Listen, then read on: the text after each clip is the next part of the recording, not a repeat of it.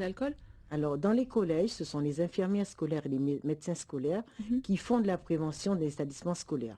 Là, c'est un programme qui a été financé par la région et qui concerne les 7000 élèves de seconde. Très bien. Alors, de quoi s'agit-il exactement? Concrètement, sur le terrain, ça va se traduire comment? Concrètement, c'est une pièce de théâtre avec 4 acteurs qui parlent de la vie d'une famille guadeloupéenne ayant des problèmes d'alcool dans la famille. Donc c'est vrai que les élèves aiment beaucoup, nous avons fait l'expérience au lycée de Bainbridge, les élèves ont beaucoup apprécié parce qu'ils s'identifient à Dextroy, qui est un jeune qui est en échec scolaire. D'accord. Alors, Destroy mal barré conformé. Voilà. Ça, voilà. c'est le titre. Le titre, hein. Mais Destroy, c'est vraiment l'acteur principal, joué par Jacques Tell. Qui est un jeune vraiment habillé d'une rôle de manière, vraiment comme les jeunes, employant les mots des jeunes et surtout arrivant de temps en temps à réfléchir. Donc les jeunes s'identifient beaucoup à Destroy et il faut dire aussi que c'est notre parler local en fait, parce qu'il y a des expressions phénoménales. Et à côté de ça, il est entouré d'une sœur qui boit aussi. Et en même temps, il y a le mari de la sœur qui est, comme on dit chez nous, un coq à belle pose. Donc, qui en même temps est avec la sœur, mais en même temps à ses conquêtes extérieures. Donc, ça parle de l'alcool, mais on va plus loin, on a un petit peu extrapolé en parlant du sida. Donc, c'est pour ça que les jeunes apprécient beaucoup. Et suite à la première représentation, nous avons eu une jeune qui a eu lieu à Bainbridge, la première vraiment au niveau scolaire. Et il y a une jeune qui est venue nous voir en nous disant que, en fait, la pièce, quand elle l'a vue, elle a vu sa famille. Donc c'est pour vous dire que c'est un petit peu un miroir pour eux et que les élèves arrivent à s'identifier dans cette pièce. Donc je ne vais pas tout vous raconter parce qu'il faut la voir. Non, il faut la voir. Voilà. Alors les prochaines représentations, alors on donne quand même le nom des comédiens. Il y a Jacques Tell, vous l'avez dit, Patricia Nazical, il y a Rita Rentel et il y a Philippe Caloda. Alors je tiens à préciser quand même que c'était une idée de Madame Chollet, Myriam, qui est directrice du GIP RASPEG, et ça a été mis en place par Philippe Caloda. Très bien. Et vous intervenez à quel niveau justement dans ce programme? L'idée justement, c'est après cette pièce, c'est de pouvoir échanger. Échanger, alors bien sûr, dans le cadre scolaire avec les lycéens, puisque ce sont les lycéens, on imagine bien sûr pouvoir faire tourner cette pièce un petit peu dans la Guadeloupe, que les familles puissent se voir, qu'on puisse en miroir se regarder dans nos différents comportements, peut-être se retrouver et finalement se poser la question de changer de comportement. Parce qu'on voit bien que l'alcool est présent. Donc, nous, en tant que réseau, on est là pour justement animer ces postes-théâtres, avec les échanges, où toutes les questions, répondre aux questions, ou même faire comme ça, faire émaner des questions chez d'autres personnes, chez les personnes qui seraient dans la salle. D'accord. Alors, quand aura lieu la prochaine représentation? Alors, la prochaine représentation commence par le lycée Charles Coueffin le 14. Après, nous irons au lycée Hôtelier le 18, le 20 au lycée Gissac et le 21 au LPO Pointe-Noire. Et bien sûr, nous continuons par la suite. Ce sont les premières représentations. Dans tous les lycées quasiment. Est-ce que le grand public pourra un jour voir cette pièce? Nous espérons pouvoir faire un DVD. De manière... Alors là, c'est un DVD qui a été réalisé donc, par les élèves de CM2, d'Anquetil. Suite justement à une sensibilisation sur l'alcool, ils ont fait des paroles et ils ont été entourés par Martine Sylvestre, qui est aussi une artiste. D'accord. Donc, ça a été le premier outil pédagogique et notre second outil pédagogique, c'est cette pièce de théâtre. Alcool, c'est poison. Oui, alors, est-ce que justement les infirmières, le rectorat, enfin l'éducation nationale, justement, mènent différentes actions comme ça tout au long de l'année de sensibilisation? Tout à fait, parce que c'est vraiment un outil pédagogique. Nous ne présentons simplement pas la pièce et puis nous avons terminé, non. Nous avons notre projet académique alcool, en partenariat avec le réseau Addiction Guadeloupe. Donc, depuis le début de l'année, les infirmières et les médecins sensibilisent les élèves. Et en fait, la finalité, c'est la pièce de théâtre avec, bien sûr, une discussion par la suite. Parce que c'est surtout ça, la chose importante, c'est de pouvoir laisser les élèves parler suite à cette pièce. Et vous le disiez, docteur, tout à l'heure, c'est vrai que les jeunes restent un public difficile à sensibiliser. C'est un public difficile à sensibiliser, mais qui apprennent aussi par observation, par imitation. Donc en fait, vous êtes en train de nous dire que si les jeunes boivent, c'est parce que les parents boivent? Pas totalement, mais je crois que parfois on manque de crédibilité, nous adultes, parce que certains de nos comportements sont regardés et sont bien décodés, et parfois je pense qu'il faut qu'on fasse attention. Et vous l'avez dit, dans chaque événement, anniversaire, mariage, baptême, communion, l'alcool est toujours présent. Je pense qu'il faut qu'on fasse expérience. Peut-être qu'il faudrait qu'on se mette une journée nationale guadeloupéenne, tiens, sans alcool, que ce soit la manifestation, juste pour essayer, faire l'expérience que finalement qu'on puisse faire la fête sans boire, parce que finalement c'est être ensemble qui fait faire la fête, qu'on puisse passer une tristesse sans boire, parce que finalement l'émotion est là et on peut passer la tristesse autrement que sans alcool, et finalement on pourrait se dire que l'idée c'est pas de combattre l'alcool, mais simplement faire l'expérience. C'est possible de rigoler sans boire. On a oublié cela. C'est devenu un automatisme. Parce que les jeunes nous le disent souvent, hein, vous buvez. Et vous ne voulez pas que nous buvons. Donc c'est vrai qu'il faut être crédible vis-à-vis des jeunes. Notamment dans la quantité, parce que c'est vrai que parfois quand on va dans une soirée, on se dit mais non, on a pris 10 bouteilles, on était 5, et on ose dire ça avec beaucoup de fierté. Oui, on a descendu 10 bouteilles, et puis on nomme les bouteilles. Non, je crois qu'il faut, on peut leur dire, parce qu'on n'a pas, encore une fois, l'adulte a le droit de boire s'il en a envie, c'est pas une obligation. Il y a la question des quantités, mais il y a la question du discours. C'est vrai que le discours vis-à-vis des jeunes, c'est leur dire quand même malgré tout, et dans les familles, il faut le dire, les enfants, les jeunes, les adolescents ne doivent pas boire.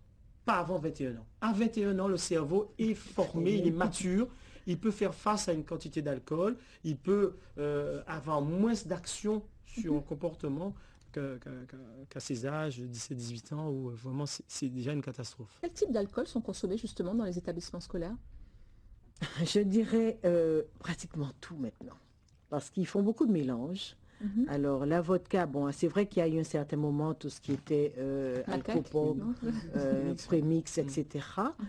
Maintenant, nous sommes arrivés au mélange de vodka, de rhum. Rhum vodka? De rhum vodka, coca. C'est vrai qu'ils mélangent. Ils mélangent parce qu'ils veulent atteindre l'ivresse le plus rapidement possible. Il y avait des mélanges un peu détonnants aussi. Hein. Je crois qu'il y avait une fois, ils mettaient quelques gouttes d'essence. C'est ça, de l'essence. C'est un solvant organique qui permet d'arriver un peu plus vite au cerveau. Bon, bien sûr, il faut qu'on pondère un peu. Tous les adolescents ne mettent pas des gouttes d'essence parce que c'est encore plus grave, c'est un niveau de gravité. Encore une fois, il faut le dire aussi, peut-être que tous les adolescents aussi le disent, et que tous les adolescents ne boivent pas et ne boivent pas excessivement. Mais en tout cas, ceux qui boivent, ceux qui nous posent problème, c'est un vrai problème parce qu'il faut l'adhésion des familles, il faut la compréhension de la famille, parce que parfois c'est pas évident. Maryse l'a dit, c'est très souvent du déni. C'est pas chez moi, c'est pas possible, alors que finalement... parfois vers des dosages. Moi, j'ai vu arriver des parents aux urgences avec un jeune de 16 ans qui avait 1,64 g, un jeune de 18 ans qui avait 2,48 g.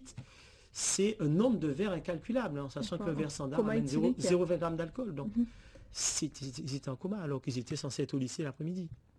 Donc, c'est un drame. Alors maintenant, il faut aussi regarder horizontalement la société, et puis il faut commencer à regarder verticalement dans chaque famille, et parfois dans les familles où il y a des difficultés. Alors, que dit la loi justement sur l'accès à l'alcool? Parce que c'est vrai que c'est une drogue qui est en vente libre, on va dire ça comme ça. C'est très bien que vous posiez la question, parce que la loi dit interdit de vendre de l'alcool aux moins de 18 ans. Je rappelle qu'on est dans une totale incohérence. Si la loi interdit de vendre, nous, dans les familles, on les donne à partir de quel âge? On les donne. On donne un verre. Donc on est dans l'incohérence. Alors peut-être qu'il faut qu'on trouve une incohérence, pas absolument avec la loi, parce que la loi ne peut pas tout interdire ou tout gérer. Il faut qu'on commence à se dire qu'il est interdit de donner de l'alcool maintenant dans les familles. Vraiment faire l'éducation et puis à expliquer aussi vraiment, dire pourquoi c'est pas bon, pourquoi c'est mauvais. Tout simplement, et puis on espère avec cette pièce sensibiliser les parents et aller vers les familles, aller dans les communes et dire aux personnes que finalement ils ont le droit de boire, oui, c'est leur choix. Mais le choix pour les adolescents doit être pas avant 21 ans. Vous l'avez dit, donc peuvent être assez graves pour la scolarité des... les accidents, les troubles cognitifs. Je n'ai même pas parlé des maladies, telles que certaines maladies que l'on découvre, que ce soit avec la consommation d'alcool ou la consommation de cannabis, telle que la schizophrénie, ou les maladies qui deviennent plus graves aussi. Et puis enfin, vraiment la dépendance. Ils ont un risque vrai de devenir dépendants plus facilement, plus rapidement que chez les adultes. Ils seront alcooliques et donc forcément, plus tôt ils commenceront, forcément ils seront... Voilà, tout à fait. Il faut peut-être ajouter aussi qu'il y a le risque sexuel, parce que c'est vrai que quand on a bu, on a très souvent des rapports sexuels sans préservatif et nous connaissons les risques. Tout à fait. Donc, il y en a aussi ce problème. D'accord. Il y a une incidence justement sur l'activité sexuelle, l'alcool? Une incidence sur l'activité sexuelle. Logiquement, Normalement, en général, ça booste, non? C'est pas, non, pas du tout. C'est le contraire. Mais ah d'accord. c'est les pensées qui font ça. Vous savez, si on a la croyance ferme et nos croyances sont parfois là hein, et nous mènent parfois là où on veut. Hein.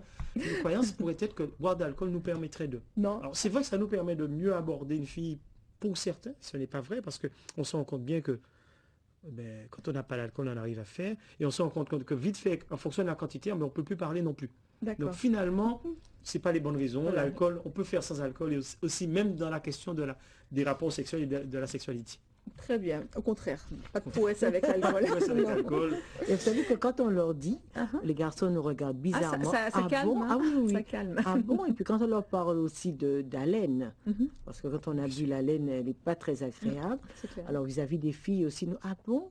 Ça calme un petit peu. Ça calme un petit Donc peu. il faut être un petit peu vicieuse hein, quand on fait des actions de prévention et leur dire que, en fait, voilà ce qui se passe. Et les idées reçues, les idées fausses, mais ils nous disent, ah bon, on ne savait pas finalement. Donc c'est vrai que quand on leur dit que Paul, il va monter, mais il va redescendre tout de suite, ça change. D'ailleurs, dans la dépendance alcoolique, on a l'impuissance. Voilà. Oui. Les gens sont impuissants dans la dépendance alcoolique. Alors, il faut vraiment... Voilà, il faut faire réfléchir. À mon avis, voilà, ça va faire réfléchir. Il faut les fausses croyances de notre département, de notre région. Très bien. Nous parlions donc voilà, de la vente, mais la publicité, vous savez, sur Internet, sur les panneaux 4x3. Alors oui, il ne faut pas consommer, mais bon, quand les enfants sont confrontés avec la pub. Alors, il faut faire un travail sur l'estime de soi, il faut faire un travail sur la question de l'image, ce que ça nous renvoie. Parce que c'est vrai qu'on pourrait se dire que tout ce qu'on voit, on en a envie. Peut-être qu'il faut un travail à faire dans les familles déjà, au niveau de l'éducation nationale, faire un vrai travail sur qu'est-ce que c'est que la publicité, à quoi sert la publicité et quelles sont les limites qu'on doit donner à la publicité, quelles sont les limites des comportements que ça peut amener. Parce que c'est vrai que si à chaque fois qu'on voit un produit qu'on en a envie, bon, on est quand même un peu embêté. C'est vrai que les jeunes sont plus fragiles que les adultes.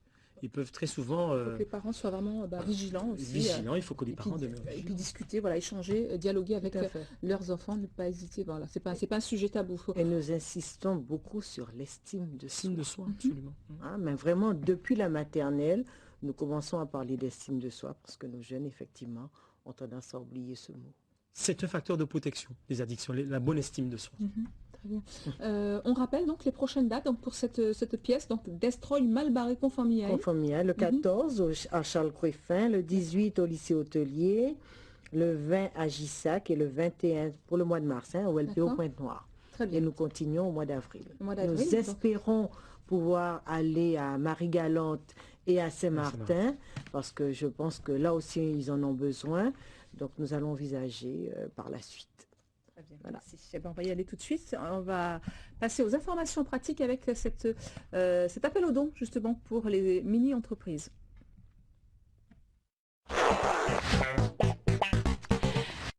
Depuis la semaine dernière, voilà, nous faisons un appel aux dons. Vous le savez, les lycéens de Guadeloupe vont créer leur propre structure, leur mini-entreprise et ont besoin d'aide. Alors pour leur donner un petit coup de pouce, et bien chaque jour,